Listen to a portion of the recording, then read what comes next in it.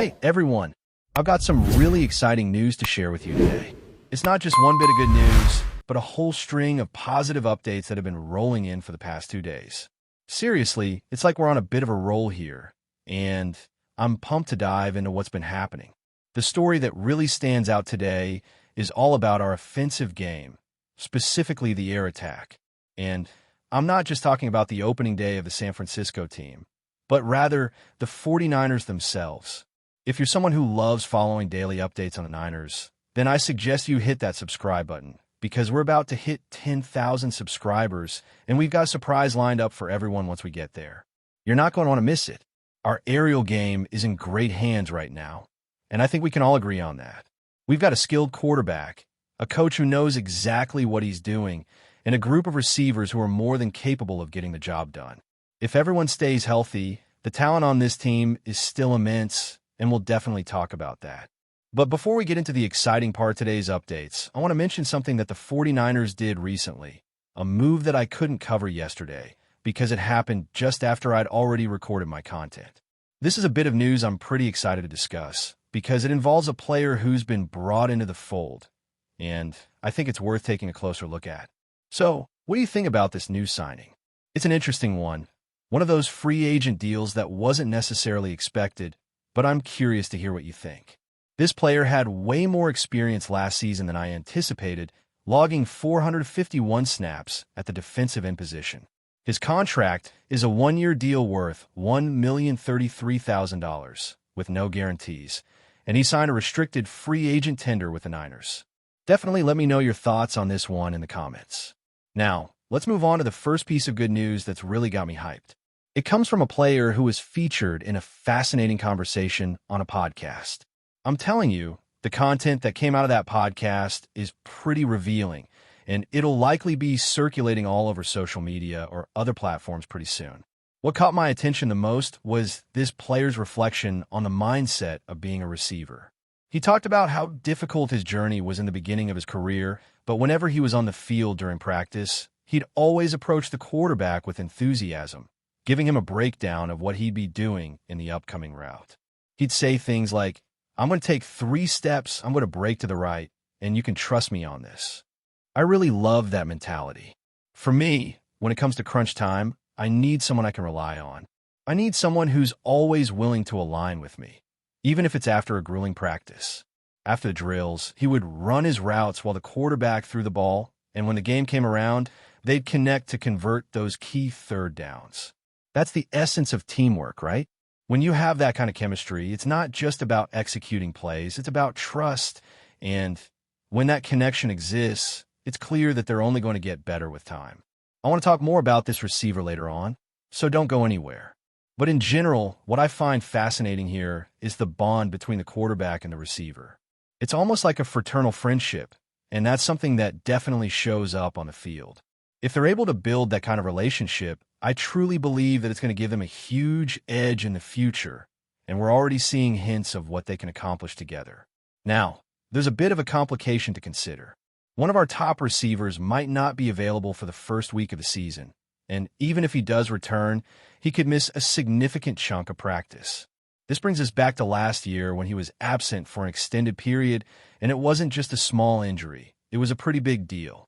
So, does that mean this receiver needs to be a reliable team player? No doubt about it. But here's the good news. We've got another receiver who stepped up way more than anyone expected last season. This receiver proved to be much more valuable than anticipated, and I'm excited to see what he can do with a full season ahead. Even without the absence of a key player, this group of receivers has so much potential. Let's not forget that. Our offense is still incredibly strong. And that's what makes the next part of this update so interesting.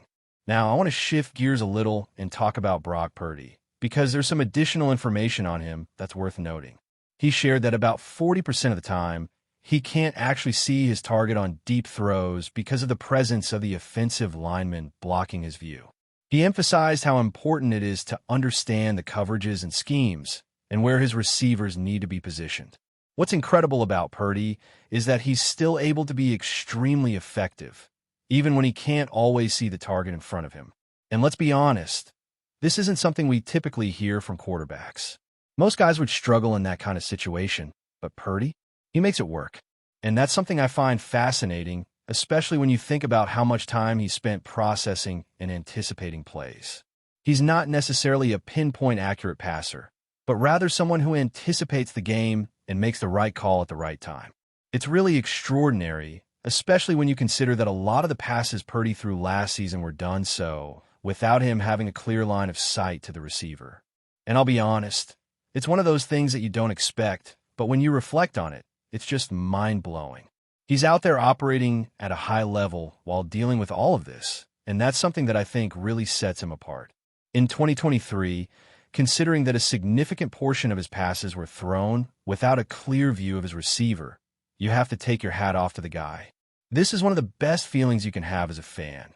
It's exciting to watch, and it definitely gives you that hunger to see more. As we look forward to next season, the excitement around Brock Purdy and his development is through the roof. But let's keep moving because there's still more to dive into. One of the things that really stands out about Brock is his mindset and leadership abilities. There's this story about him when he realized that he had the potential to be a professional quarterback, and it fits perfectly with everything we've heard about him. People have been saying for years that he wasn't going to be good enough, but the reality is that all he needed was a chance to compete, and when he got that opportunity, he truly made the most of it. He's been able to lead his team to multiple NFC championship games, and who knows, had it not been for injuries, he might have made it to 2 Super Bowls by now. That's the Brock Purdy we're talking about. And when you look at his overall performance, it's clear that his processing speed and accuracy are off the charts, something that most quarterbacks take years to develop. But Purdy, he's already got it down, and he's only going to get better from here. Now, let's talk about Brandon Ayuk. But before diving into that, I want to bring up something important: penalties. I don't know about you, but it feels like penalties are a topic that gets way too much attention. It's always on my mind when I think about how a call might have changed the outcome of a game. I mean, just imagine how different Super Bowl 54 could have been if that 42-yard pass from Jimmy Garoppolo to George Kittle hadn't been called back because of a questionable offensive interference penalty. It could have been a game changer. And speaking of penalties, let's move to Jauan Jennings. Word on the street is that the 49ers are planning to have contract renewal talks with Jauan Jennings this offseason, which is something I'm really excited about. He had an amazing season, racking up 77 receptions and 975 yards, and he was this close to hitting the 1,000-yard mark, but of course, the refs had to interfere with a penalty call. He also scored 6 touchdowns last season, proving himself to be a reliable target, not just on third downs, but in every situation. Jennings really embodies the spirit of Niner football, and I know I'm not alone in admiring him. He's a player you just can't help but like. While he might not be Brandon Ayuk in terms of getting separation, he's still an incredibly dependable wide receiver. And given the uncertainties surrounding Ayuk, I'd be thrilled if the Niners locked down Jennings for the long term. But here's the twist: Jennings is still under contract, having signed a 2-year deal last summer, which, at the time, seemed like a solid move. But now it looks like it was an absolute steal. If the 49ers decide to extend his contract, that'll be great for him. I can just imagine his agent arguing that his performance last season deserves some recognition and that he should definitely be rewarded for it. So let's see how that plays out.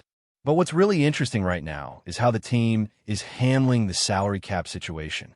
They're still in talks with other players, but you can bet that Jennings will be on their radar for a potential deal.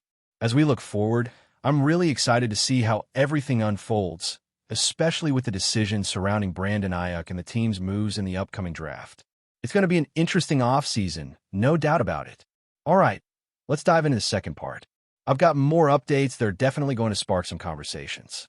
Let's talk about how the 49ers are shaping up, especially when it comes to their wide receiver situation and how everything is aligning for the upcoming season. First off, there's a lot of buzz about the direction the team is taking with some of its key players, and one name that keeps coming up is Brandon Ayuk. As I mentioned before, he's been a big part of this offense, but there's been a lot of speculation about whether or not he'll be staying with the team in the long term. Ayuk has proven himself to be one of the top receivers in the league, with his incredible speed and ability to make big plays, but as we all know, the NFL is a business, and sometimes tough decisions need to be made. If the 49ers decide to move on from Ayuk, it could open up a spot for someone else to step in and make a big impact. But it's clear that Ayuk still has a lot to offer, and whether or not he stays, the Niners will continue to make moves to bolster their receiving core. Moving on, I want to talk about the other wide receivers on the team because, as we've seen, the depth at the position is something that has really impressed me. Take Jauan Jennings, for example. He's really come into his own, and his rise as a reliable target last season was a huge plus for the offense.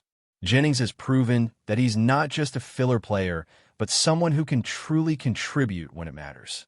I've always believed that a great offense is built on the strength of its receiving core, and the 49ers have really built something special with their group of receivers.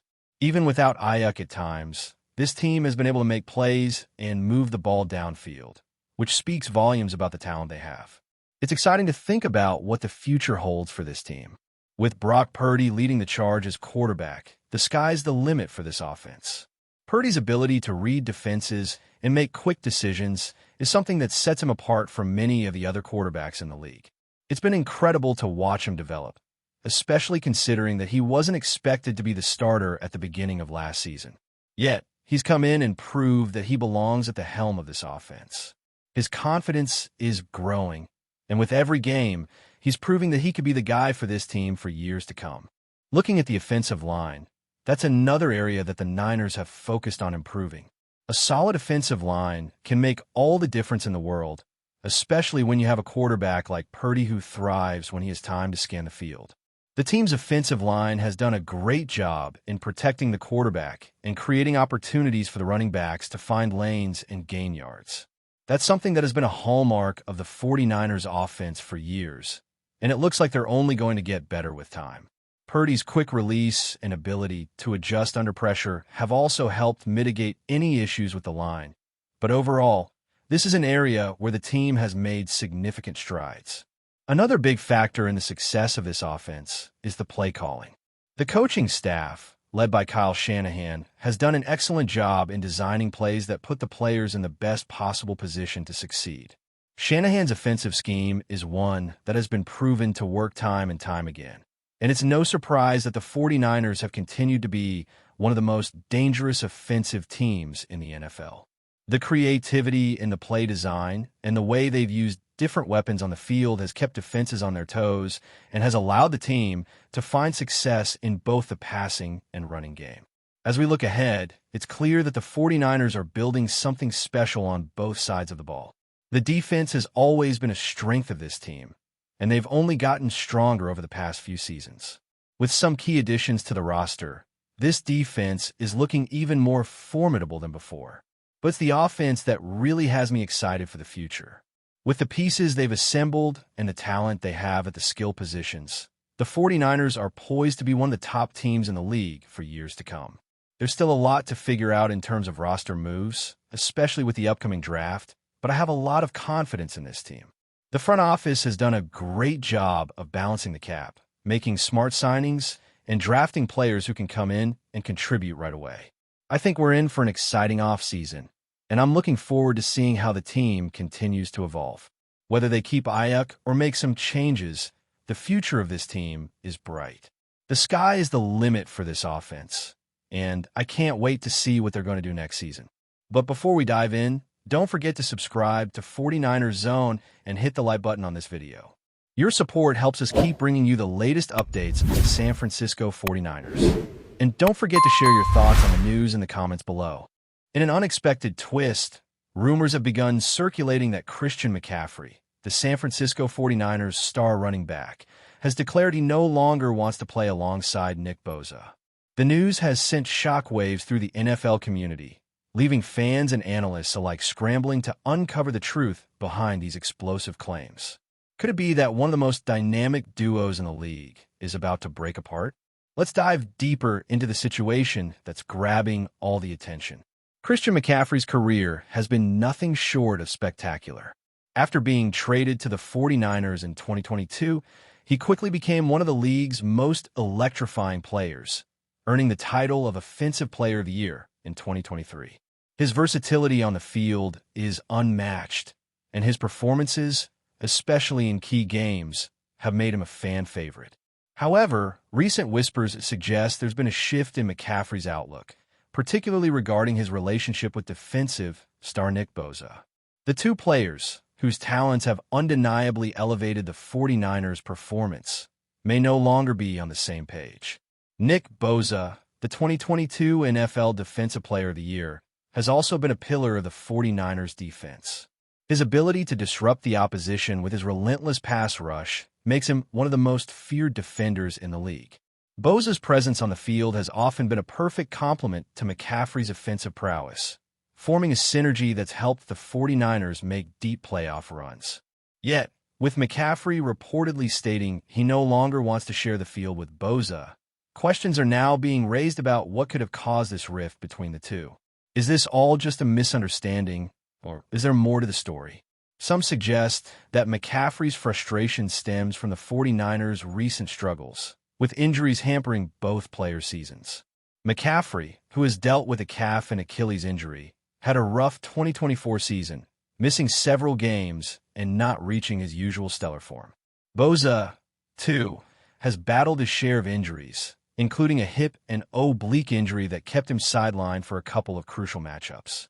Could these physical setbacks be taking a toll on their once great chemistry? While there's still no official confirmation from McCaffrey or Bosa themselves, this rumor is certainly stirring up speculation. If McCaffrey's comments turn out to be true, the 49ers could face significant internal challenges. The team's success has often hinged on the strength of its roster, and losing the dynamic between two of its biggest stars could alter the team's future in unpredictable ways. As the 2024 season unfolds, one thing is clear. All eyes will be on McCaffrey and Bosa, waiting to see if they can overcome their differences or if this rumor signals the beginning of a dramatic shift in the 49ers locker room. That's it for this update. If you enjoyed the video and want to keep receiving exclusive news about the San Francisco 49ers, make sure to subscribe to 49ers Zone and give this video a like. We always look forward to hearing your comments and opinions. See you in the next video.